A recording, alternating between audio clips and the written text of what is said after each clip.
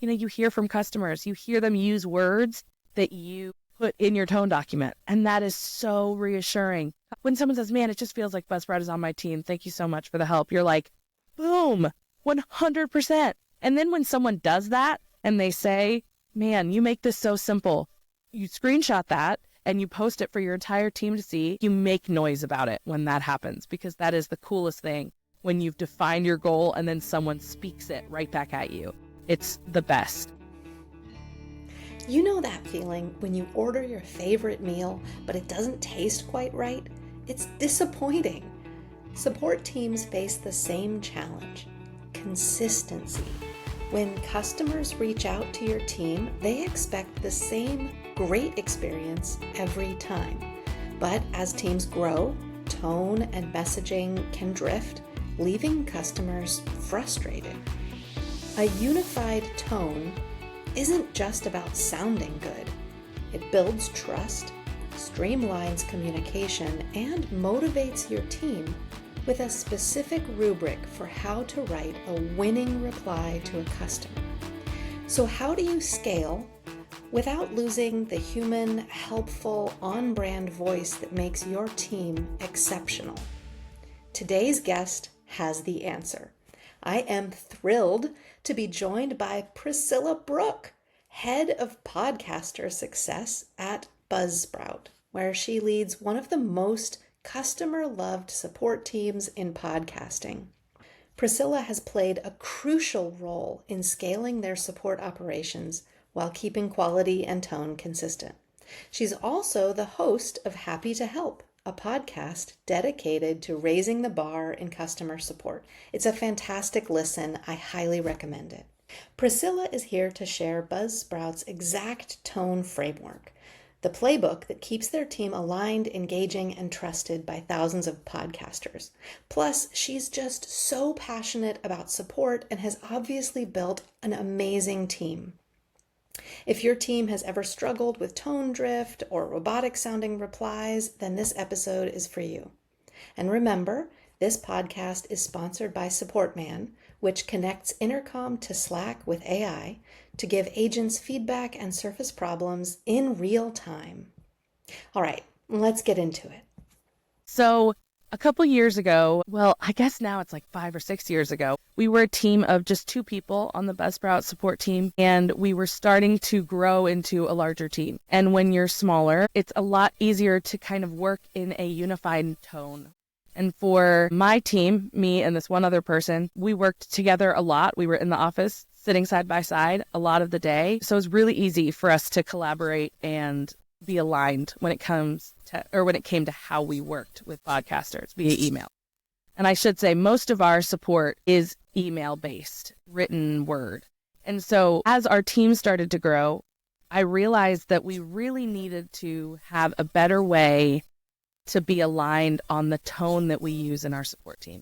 And so what I wanted to talk about today was just how to develop a tone for your support team, how to develop a tone for your written support, which I think is really important, especially as you're building a team that's growing beyond just a couple people. Yeah, so for fast-growing teams, nailing that tone and still sounding like a small team, like a cohesive unit, is really crucial. Absolutely. Yeah. Okay, great. Yeah, tell us more about that. So that's a journey you've just been on. Yep. And let's say I am just getting started, I'm growing my team, and oh no, we're starting to sound not unified. What launches me into this? Well, it's funny. I mean, I think about what do customers want? When you're writing into a support team, what do you want? Well, you want accuracy. You want it to be fast, but you also want it to be consistent. You want to know that when you write into that support team, that you're going to get the same great quality this email that you're going to get the next email and the next email, so that you have confidence in that team. And so that is kind of where this came from, is like you can have, you were just saying, a cohesive team when you're really small, but as you scale, it's a lot harder to keep that cohesion. And then it's a lot harder to be confident that your team is going to handle each email with the same consistent quality. So basically, another aspect of this is the fact that written communication leaves a lot up to interpretation, because you have the words on the page, but you and I are having a conversation digitally, virtually right now, but I can see your face. I can see how you're reacting. And so that helps me to interpret the things you're saying.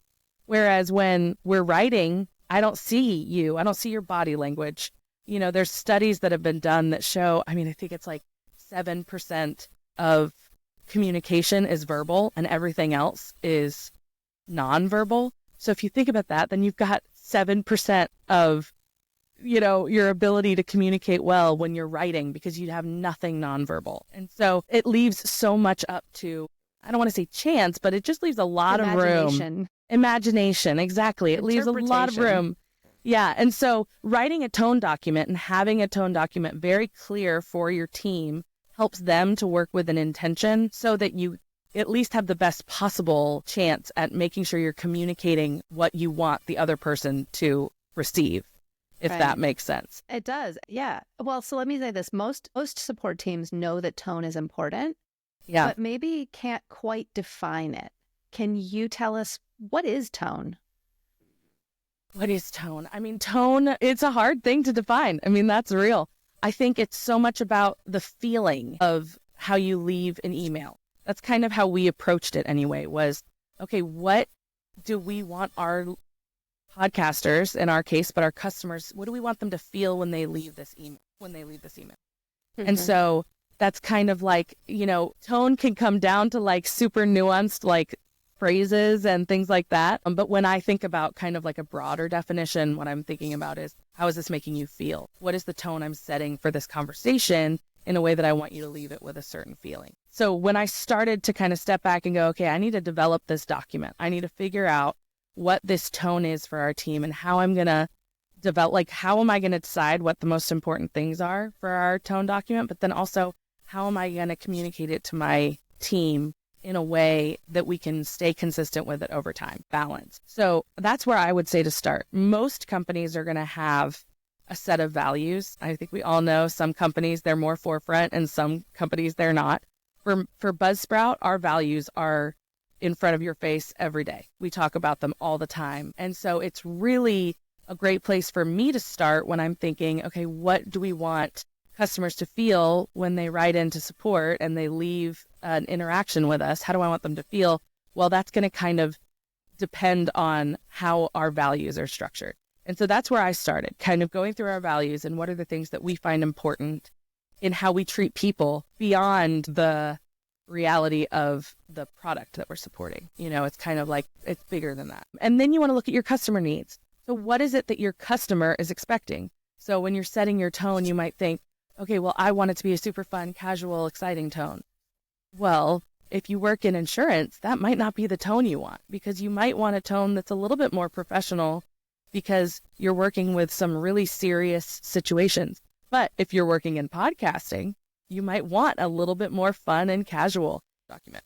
The second thing that I did that I think is really important, and it kind of goes back to what I was saying about customers wanting to have them leave with a certain kind of feeling, is that was really the question I honed in on. Okay, what is the ideal situation when a customer writes in and then they are done? They close the email, they've now worked with us, everything's resolved. How do I want them to feel? What impact do I want to have had on them as the customer support professional they're working with? And that really guided me to create some communication goals for my team. So before we even get to like tone, these were like communication goals. Like, how do I want them to feel? What do I want them to think about our product when they're done interacting with us? And so I came up, I'll just tell you what we came up for ours, because hopefully that'll help, like, maybe inspire some people to think about what it would be for them. So for us, we want people to feel like Buzzsprout is simple. When you're done with an email conversation with Buzzsprout, I want you to be like, man, that was easy. I don't want you to feel like, gosh, that was difficult. They helped me. That's great, but it was super difficult. I want you to think Buzzsprout is simple. This is so good. I want you to think that Buzzsprout is on your team. I want you to feel like you just talked to someone on your team. You didn't just talk to a random support team person who you'll never speak to again, but you just talked to Kara, who is on your podcasting team. That's what I want you to feel. I want you to know that Buzzsprout is always improving, right? So when you close out that conversation, I want you to feel like, gosh, they really care about getting better. They really care about making updates. Clear in the way they were just talking to me that they care about improving the product that I'm paying for. And then for podcasting, this is maybe kind of unique, but I want them to feel that Buzzsprout cares about their voice and cares about their story.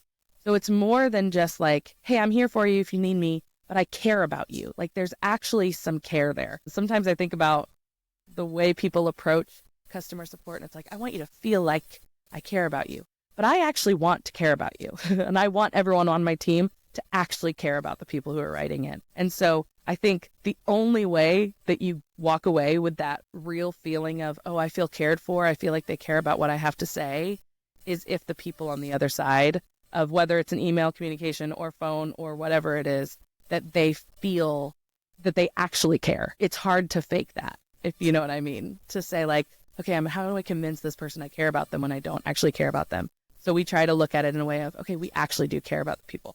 So those are like 4 pillars, and they drive the tone that we use to write emails and communicate with our podcasters. And so they're not necessarily like these nitty gritty, like individual ideas or strategies. These are these more broad driving factors. So it might not be that every single email hits every single one of these goals, but I want these 4 things to be consistent when I look at our emails and the way people respond to our emails. If someone comes back and they're like, this is so complicated, then I'm like, man, we really didn't hit that goal of making them feel like it was simple. We want to accurately communicate that it's simple because that is a value that Buzzsprout has as a company, as a product. Are these the goals, the tone pillars that you came up with originally, or did those shift over time? So they really have stayed pretty consistent. You grounded them in your customer's perspective. Yeah. And so that's pretty basic. Yeah. In the customer's perspective, along with our values. Because, a lot of times when you're evaluating whether your customer support is good or if it's not, the question is, where do you go to find that, like to find if it's good or not? And I think there's a balance between some of it is what the customers want and some of it is what we believe and feel as a company. And so there is a balance. It is very important for us to make sure that Buzzsprout is simple and to make sure that it is easy to use. That is one of the main things about Buzzsprout. And one of the reasons why a lot of people love to use it is because it is simple and easy to use. If there's a super complicated issue that we're trying to figure out with a customer, then the question might be, hey, actually, maybe we need to figure out how to simplify this because it doesn't align with our product value. And so it might not be that the customer is actually frustrated about it, but I don't want that to be the norm when we're communicating with them. And so in the beginning, when I was setting these, it definitely, like they went through iterations of what do we want these 4 big ideas to be. But once they were set, it really has felt pretty consistent over the last several years that these are our driving pillars. And that makes sense to me as a Buzzsprout customer because it's one of the primary things I tell people about podcasting with Buzzsprout is you just click a button and it goes to Spotify and just walks you right through it. And so that's a brand consistency that I think support teams need to be thinking about. When you bring it back to your company values, you're bringing it back to your whole unified experience for the customer from UI to a support ticket. Yeah. Absolutely. Because if you as a support team are trying to communicate that Buzzsprout is simple and then they go into Buzzsprout and the UI is so confusing and you can't find the billing page and it just doesn't make any sense, that's not going to feel cohesive between support and development. And so it is really important to make that remarkable experience overall to have that cohesion in the entire brand. For teams, I know there are support managers out there listening and watching who maybe don't have as cohesive of a company that they're working for, or maybe their company doesn't have a values first perspective. What would you say to help those people, those managers, those leaders, to develop a tone without setting unattainable goals? Yeah, I think it can be hard because you might want to sit down and go, okay, I'm just going to define these kind of in a silo, what my opinion is on this product and our customers, and I'm going to define it, and then I'm just going to tell everyone to follow it. But I think that it's really important to go to management, leaders, whoever is setting that for the whole company, and make that a really important piece of it. Say, I need to sit down with someone who is setting the culture here, who is setting the intention behind our product and why we do things. And I want to make sure that I am aligned with you before I start building out what these look for or look like in support. So you might not have like set values as a company, or they might be so broad that you can't narrow it down. But you can go and talk with your head of product, or you can talk with, your head of customer, or whatever it is, wherever the, people making those big decisions are, and have that conversation. And it might be hard to get in front of them, but I think that's an important first step when you're trying to build that cohesion into support and the rest of the product. Yeah, it might be like step 1A. So yeah, use your company values, but in the absence of those, or like you said, if they're just too generic, then find an ally who is also thinking about these things, who you can start to unsilo yourself in that project. That makes perfect sense. And if you don't have that ally, because I have worked at places where it's not there, it's just not possible, then you might have to build them in the silo. And you might have to think, well, as the person who is running this support team, how do I want our customers to feel? And you might actually have to lead it. And then once you're doing it and you're seeing customers react well in support, then you reach out to the marketing team and you go, hey guys, I did this. This is how we communicate. You might want to look at this and consider it for your team or adjust it for your team. You might have to lead that if it's something where you're at a company that's not valuing that or putting intention behind developing any hard pushback, which I think is unique to me and my position here. I don't think I'm doing anything necessary to get that, but I work at a company that really values that. And so I think that's a little bit of not the answer you were looking for, but I think that for me, it was really whittling it down and finding, okay, what are the things that we're going to focus on? Because you cannot focus on everything. If you set up 12 communication goals for your team, you're not going to achieve any of them because there's too many to achieve. So we sat with 4 and we said, okay, these 4 encapsulate what we want people to feel when they leave an interaction with us. But any more than that, and even 4 might be too many, but any more than that is just not attainable. People aren't going to be able to do that because it's too many things to try to communicate through an email while being accurate, while being quick. So you're folding those into a rubric that doesn't just include those pillars of tone. They're also thinking about other things. So you have to think about keeping it minimal. Yeah, tone is one part of how we communicate. And you mentioned earlier these pillars that you created, these 4, they're the core, they're where you start, but they're not necessarily actionable. So where do you go from there? So from there, I went to characteristics. And I said, okay, if these are the things we want to communicate, how are we going to do that? How are we going to communicate to someone that we're on their team, right? That's one of our goals.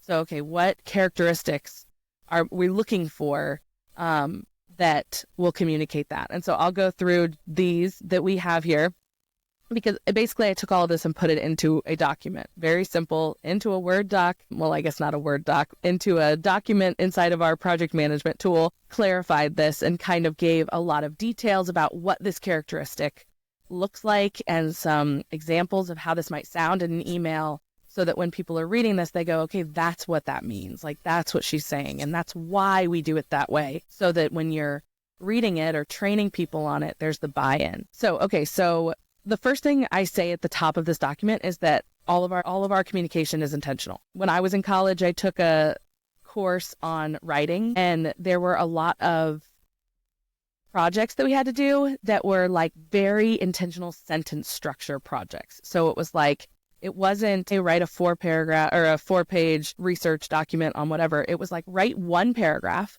but you have to include a sentence that's shaped this way, a sentence that communicates this, a sentence that communicates this, and one that communicates this. And that's it. And it was so hard because you had to be so intentional with every word that you used. But it really taught me that the best writing is super intentional writing. And so that's our overarching thing when we talk about this tone, is that we are intentional with what we write. We are not throwing in sentences without a purpose. It's really unusual to hear someone on the support team at Buzzsprout go, I really don't know why I said that, because we have a reason behind everything we're saying. And whether it's communicating information and fact or whether it's communicating tone, everything is there for a reason. Characteristic that we use is friendly. So the Buzzsprout support team is friendly. It's pretty self-explanatory. It's pretty easy to know, but we are friendly. We like people. We are people helping people. We are not getting caught up in the fact that we are experts in podcasting, because there's some facets of podcasting we're not experts in. And so we want to be human about that. So we are friendly people. We're kind. We're not going to be rude to you. You should enjoy writing into us because you know we're friendly. Okay, there's number one. Pretty easy. We're casual. We do not get super professional when we speak. For the most part, we type and write how we would talk. And so we keep things casual. And again, this is specific to Buzzsprout. For your company, you might not want casual to be your second characteristic. But for us, it is really important that we keep things casual because it keeps us approachable. And it means people feel comfortable coming to us because they know that they're not going to have to jump through, AI word bubbles to figure out, what we're saying when we're trying to use all these big fancy words. We're empathetic. Everyone in customer support talks about empathy, right? Or at least they should. If they're not, they should be talking about it. But that's really important to be empathetic. We know as support professionals that the time and effort that people are putting into their podcast, that is real and it is personal. And so if someone writes into us and says, oh my goodness, I deleted my episode, we're going to be super empathetic about that because we know that it means a lot to them. Even if it doesn't mean necessarily a lot to us because we aren't connected to their episode, we are connected to them because we are humans and we have lost things before. And so we're going to be empathetic in that. And, that's just such a big part of having good beautiful support. Yeah. We're thorough. So that's another characteristic of the Buzzsprout team. We're thorough. We're going to take the time to be detail specific. We're not going to make you fill in the gaps of information. We're going to lay it out for you. And that means that we're going to send you resources alongside explaining the answer to the question that you have or the super technical issue you're running into. We're going to use clarifying words. We're going to anticipate questions. Just going to send you the fastest response and move on to the next email. We're going to be thorough and we're going to give you the time that you need. We're excited. This is my favorite one. We're excited. We really are. Like we all think about, happy to help. Oh, I'm happy to help. And it's like, are you happy to help though? Like you're on the other side of this email. It's the middle of your work day. Are you really happy to help me right now? And the answer for our team is yes. Everyone on our team is happy and excited to be doing the work they're doing. Now, there are definitely days that we are off and it's like, man, I don't want to be doing this. And so it's a challenge sometimes to actually be happy about the email that you're in. In some cases, we'll say, hey, if you're really struggling with that, like take an hour and get out of the inbox because people can see if you're not excited. And so for us, one of them is being excited. It's a joy to do this job. For us, we enjoy working with podcasters. That is like a big driver of how we hire people is you love people, you love helping people. Well, then this is the job for you because we need you to be excited and joyful about it when you're doing it, because that really does come through to the customer, even if you don't intentionally put it in there. You know what I mean? Mm-hmm. One time I think we had a customer leave a review and they said something like, or I think this was somewhere on a social post or something like that. And they said, every time I write into the support team, I feel like they're actually excited to talk to me. And I don't think I've ever felt that way about a support team. And it made me just like so happy to hear it because I was like, that is what I want you to feel. And we are. Like everyone on the support team is so happy to help you. And I mean that with the full meaning of the word happy, which is great. Yeah. Can you speak to, this is a whole other episode topic. We can't Sure. get too much into it, but can you speak to ways that you support the team? Like you said, you can take an hour off if you're just not excited to answer these emails in terms of like proportion of queue time to how much time they're there or like other staffing issues that just support them in being happy to help. Yeah. Well, if you think about what people want from an email, they want it to be fast, they want it to be accurate, but they also want it to be enjoyable. I mean, that's part of it. That's what separates good support from like fantastic, remarkable support. And so you can be accurate and really unhappy and in a queue for 8 hours straight. Or the way that we structure it is you're not in a queue for more than 2 hours. If you're in the support queue for Buzzsprout, you're in for 2 hours and then you're out for an hour. And that hour typically is working on projects outside of support. But if you're like, man, I'm not in a great headspace after that 2 hour shift, I need to go on a walk. Like, I need to get outside. I need to touch grass, as the, Gen Z kids would say. But like that idea of I need to just reset, that's encouraged. It's like, hey, go outside, like do that other work later when you need to. But right now, it's most important that you get yourself to a place where you feel good and excited about this work again. And then we also just, what other things? We have a lot of the ability to kind of pass emails back and forth between the team. So if you're working with Sally and you go, man, we have hit a wall. I really cannot give Sally any more patience. I am done with this email.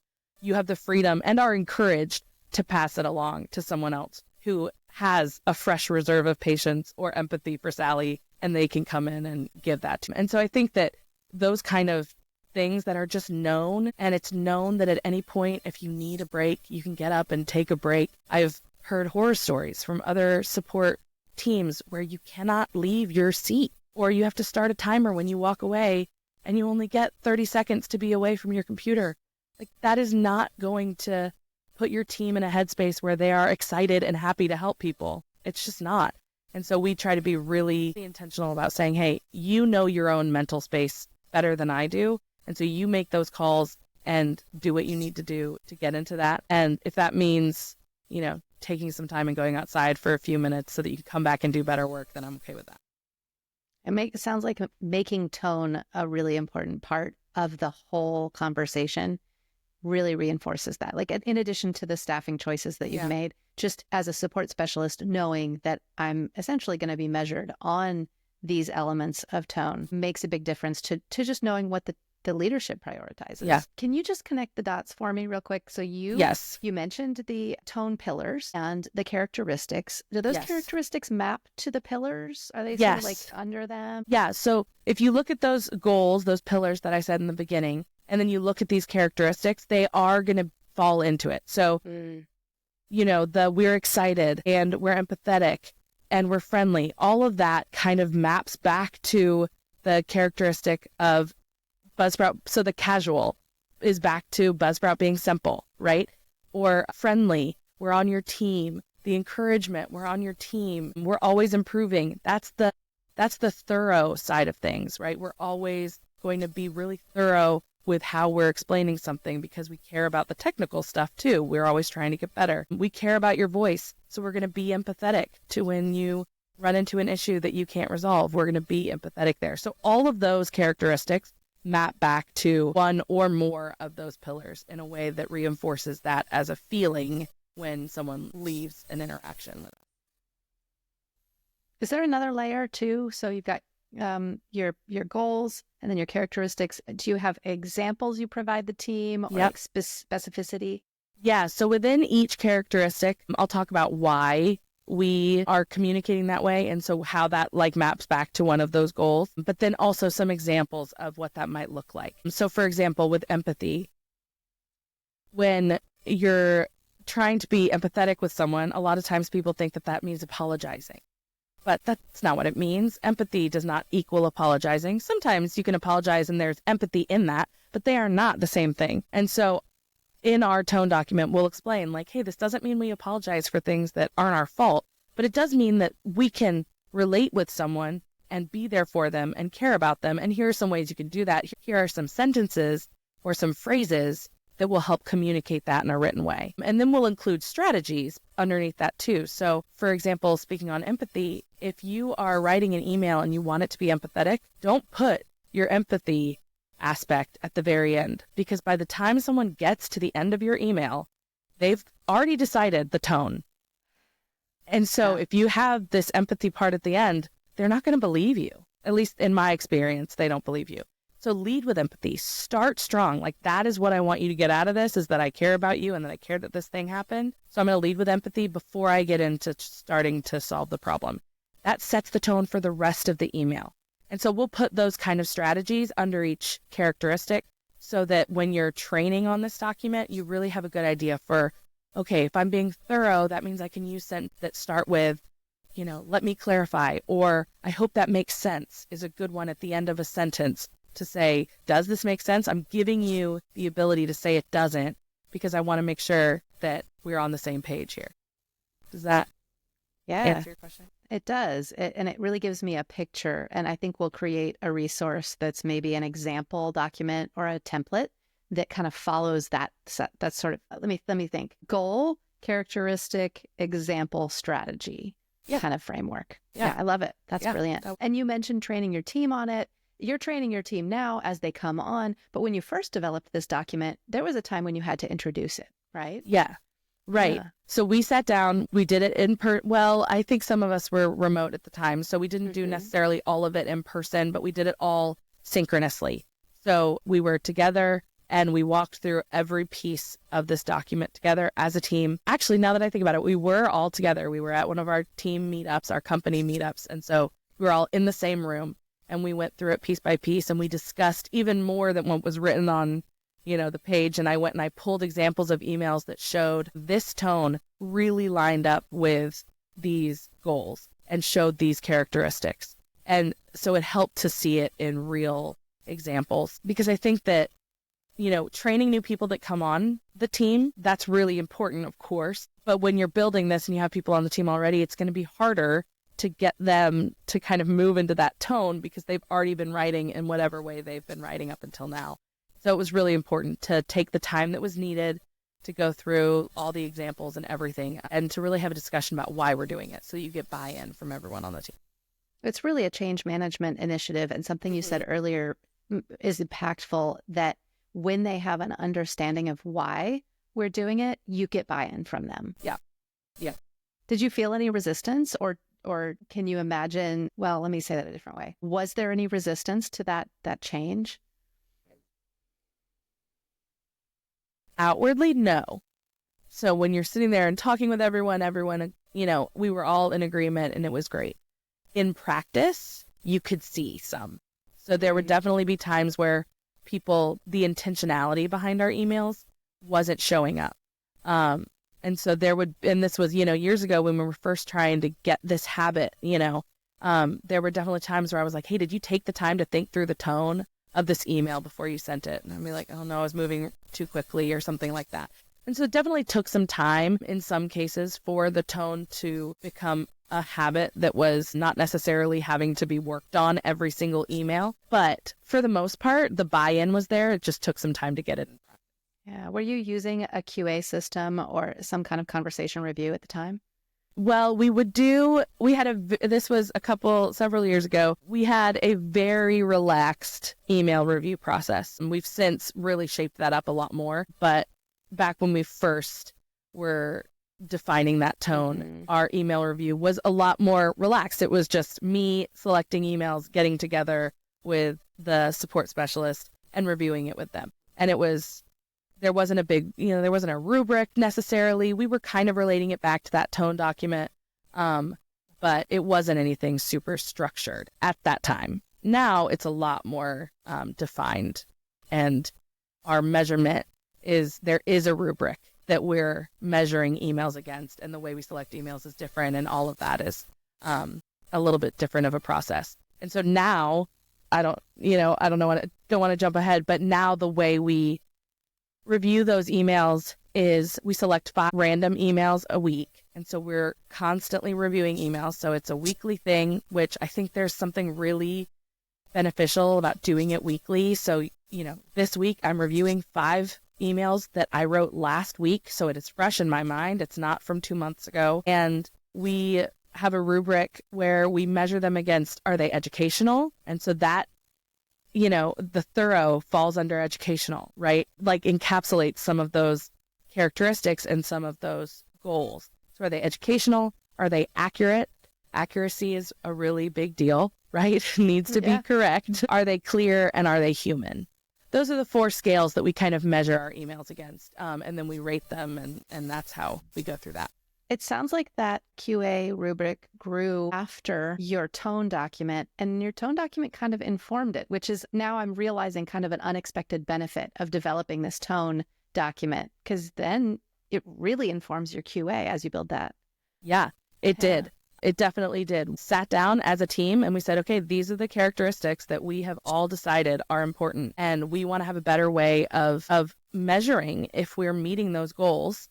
Because, we've all, CSAT, the customer's opinion of the work is one way to measure, but it is not the only way and should not be the only way, because we all know that we can write a really great email that's super in tone and it still doesn't get interpreted the way that we want it to, or a customer might hate it just because they don't like the answer, that it's not a yes or it's a no or whatever that is. And so you just can't always go based on what the customer is saying. So we wanted to make sure that what we were doing was we were measuring the quality of our work on our end. And so that's why we kind of sat down and built it. And so we said, okay, these are the things that we care about. And we wrote down every single characteristic and then a bunch of like sub ones underneath.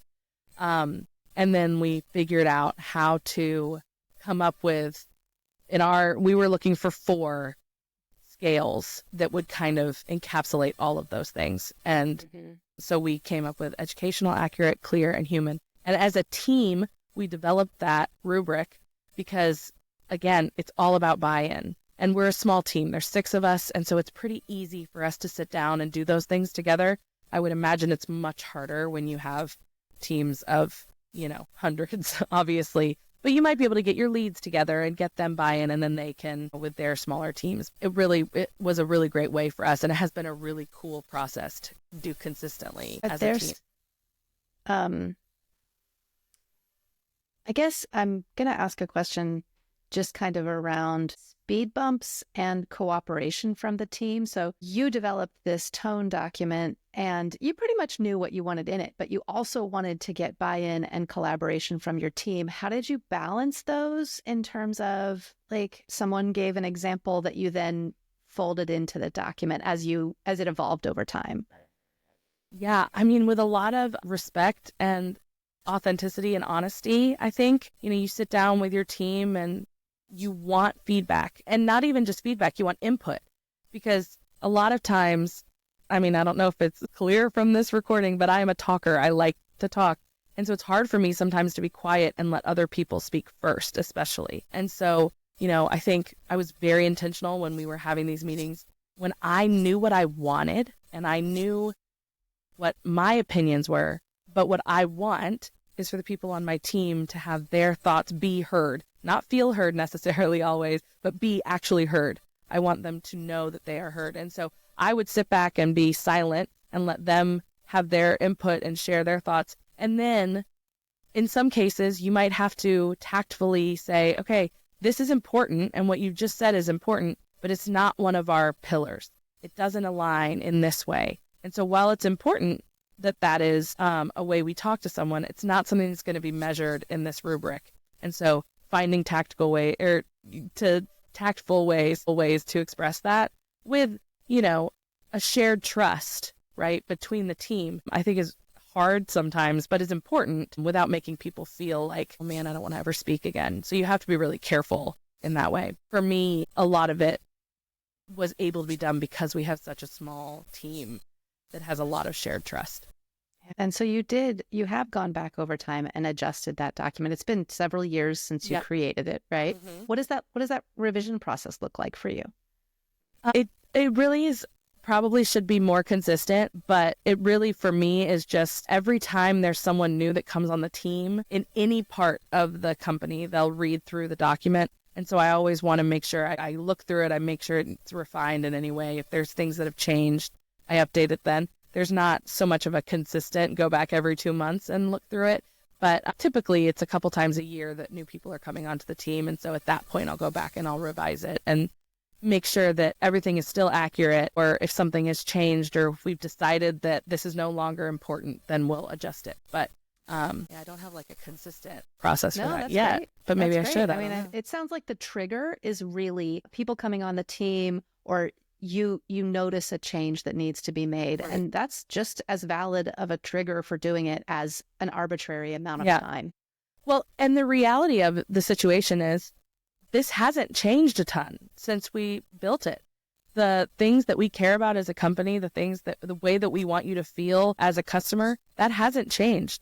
Those core values are still our core values. And so the strategies we use to get there are not changing a ton. And so that means that it doesn't have to change the document that much.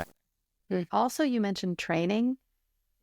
Do you have advice for us on how to work in tone to your training process? And you're welcome to mention tools or if you use an LMS or whatever.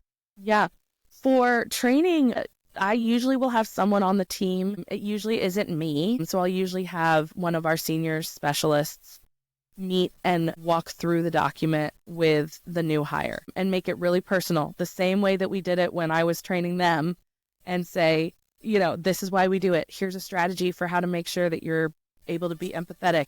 Here's this. If you ever have any questions about this, come to me until you can get to a point where you're doing this without having to think about it so intentionally. And so I think, it's a one-on-one synchronous process in that training. We like to do a lot of our training a balance of async and sync. And so that's one of the things that we think is really important, that first time you're seeing it, you're walking through it with someone. And then everyone on the team is expected to study that and revisit it often so that it is part of their makeup as a Buzzsprout support specialist.